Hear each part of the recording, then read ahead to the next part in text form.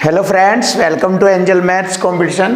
Friends, आज की video start करेंगे परसेंटेज से। तो परसेंटेज का ये हमारा वीडियो टाइप नंबर 5 से स्टार्ट होगा और टाइप नंबर 5 क्षेत्रफल और आयतन पर आधारित प्रश्नों को इस टाइप में कराया जाएगा और बहुत ही अच्छे अच्छे क्वेश्चन आपके सामने हम लेकर आए हैं। जैसे कि हमारा फर्स्ट क्वेश्चन स्टार्ट होता है, एक आयत की चौड़ाई में 20% की कमी कर दी जाए तो उसका क्षेत्रफल समान रखने के लिए उसकी लंबाई में कितना प्रतिशत वृद्धि करनी होगी। तो देखिए, आयत की चौड़ाई में 20% की कमी कर देने से तो हमें लंबाई बढ़ानी पड़ेगी यदि उसका क्षेत्रफल हमें समान रखना है। तो ये हमसे क्वेश्चन पूछा गया है। तो देखिए, हम जानते हैं कि आयत की चौड़ाई सबसे पहले 100% रही होगी। तो देखिए 100%, अब उसकी चौड़ाई में 20% की यदि कमी कर दी जाए तो वह 80% रह जाती है। देखिए 100% चौड़ाई में यदि 20% की कमी कर दी जाए तो 80% रह जाती है। और हमें क्षेत्रफल समान रखना है तो अब हमें उसकी लंबाई में कितना प्रतिशत वृद्धि करनी होगी। यदि हमें क्षेत्रफल वही रखना है, ये वाला पहली कंडीशन वाला ही हमें क्षेत्रफल रखना है, तो हमें उसकी लंबाई में कितना प्रतिशत वृद्धि करनी होगी। तो देखिए, यहाँ से हमें 80 से फिर हमें 100 पर ही आना है, 100 पर ही आना है। तो हमें क्या करते हैं, लंबाई में वृद्धि का प्रतिशत हमें ज्ञात हो जाता है। तो 80 से हमें 100 पर आने के लिए 20 की वृद्धि करनी पड़ेगी और यहाँ से हमारा वृद्धि परसेंट हमें ज्ञात हो जाएगा। 100 से गुणा परसेंट का चिन्ह। अब हम इसको हल करेंगे। 20 चौक 80 और 4 से हम इसको 100 को डिवाइड करेंगे। 4 से 100 को डिवाइड किया 25, तो 25% की हमें वृद्धि करनी पड़ेगी। तो हमें लंबाई में 25% की वृद्धि करनी पड़ेगी। यही हमारे क्वेश्चन का आंसर होगा, 25%। तो देखिए, बहुत ही जबरदस्त और बहुत ही अच्छा तरीका आपके सामने। अब हम नेक्स्ट क्वेश्चन देखते हैं। यदि एक आयत की लंबाई 50% घटाई जाती है, देखिए आयत की लंबाई 50% घटाई जाती है और चौड़ाई 80% बढ़ा दी जाती है, तो आयत के क्षेत्रफल में परिवर्तन ज्ञात करें। तो देखिए, एक आयत की लंबाई 50% घटाई जाती है और चौड़ाई 80% बढ़ा दी जाती है, तो आयत के क्षेत्रफल में परिवर्तन बताना है। तो हमें आयत का क्षेत्रफल में परिवर्तन करने के लिए सबसे पहले हम देखते हैं कि आयत का क्षेत्रफल 100% रहा होगा, तो उसमें हमें 50% लंबाई घटानी है।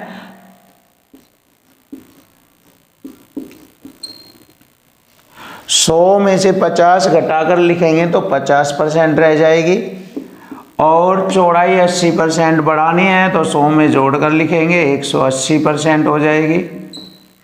अब आयत के क्षेत्रफल में हमें परिवर्तन ज्ञात हो जाएगा। तो देखिए, 100 से मैंने 100 काटा और 2 0 से 2 0 और 18 पंजे 90, तो 18 पंजे 90। अब आयत का क्षेत्रफल हो गया 90। जैसे कि हमने माना था कि आयत का क्षेत्रफल 100 था, तो 100 से अब वह 90 हो गया। तो यहाँ से हमें मालूम हो गया है कि आयत के क्षेत्रफल में 10% की कमी हुई है। तो आयत के क्षेत्रफल में 10% की कमी हुई है और यही हमारे क्वेश्चन का आंसर बनता है, ऑप्शन बी, 10% की कमी। क्वेश्चन नंबर 3, यदि एक घन का प्रत्येक सिरा 50% बढ़ा दिया जाए तो उसके पृष्ठीय क्षेत्रफल में कितना प्रतिशत वृद्धि होगी।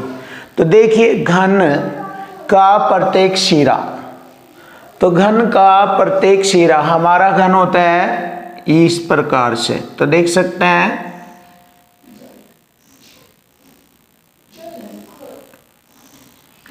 ये हमारा घन बनकर तैयार हो गया है। तो घन की हमारी ये हो गई चौड़ाई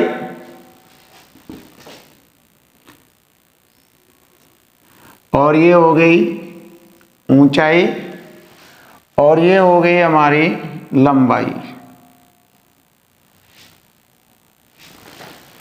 तो देखिए घन की चौड़ाई, ऊंचाई और लंबाई। तो घन की चौड़ाई, ऊंचाई और लंबाई,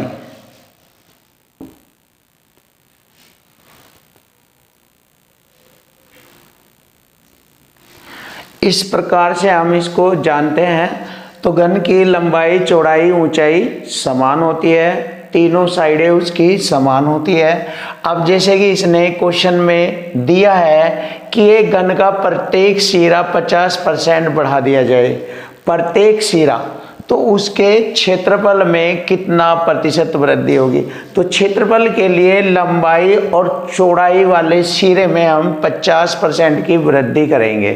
तो लंबाई और चौड़ाई वाले सिरे में, तो उसके क्षेत्रफल में प्रतिशत वृद्धि हमें ज्ञात हो जाएगी।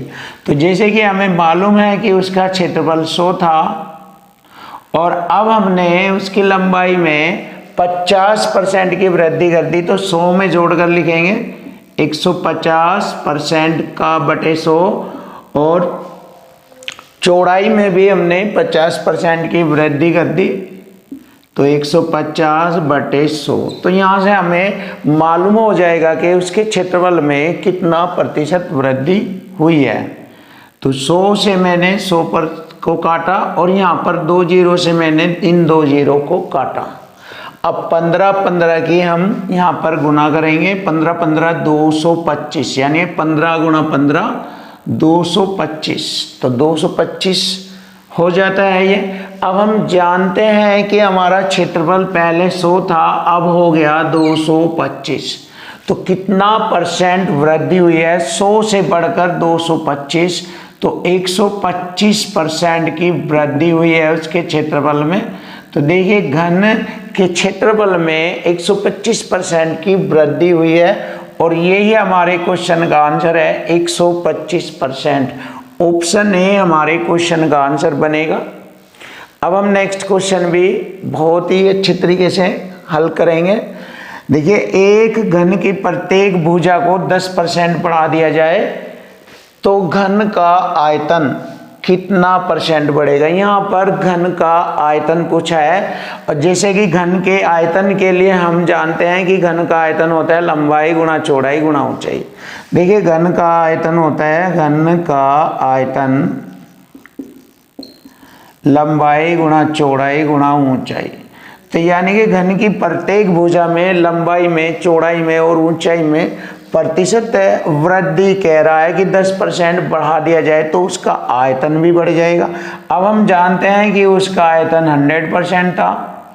अब यदि उसकी लंबाई में 10% की वृद्धि करेंगे तो वह 110% हो जाएगा, चौड़ाई में भी 10% की वृद्धि करेंगे तो 110%, और ऊंचाई में वृद्धि करेंगे 110%। तो इस प्रकार हम घन का आयतन ज्ञात करने के लिए लंबाई, चौड़ाई और ऊंचाई में 10-10% की वृद्धि कर लेते हैं। तो यहाँ से हमें मालूम हो जाएगा कि घन के आयतन में कितना प्रतिशत वृद्धि हुई है।